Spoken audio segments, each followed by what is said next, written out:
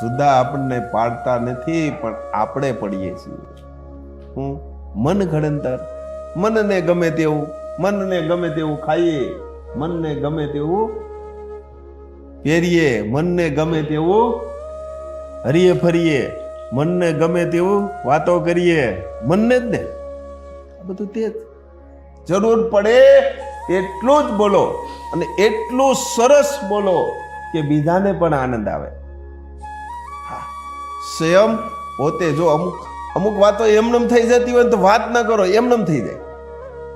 હા, જેટલી જરૂરિયાત હોય એટલું બોલો, વધારે પડતું બોલો પણ નહીં.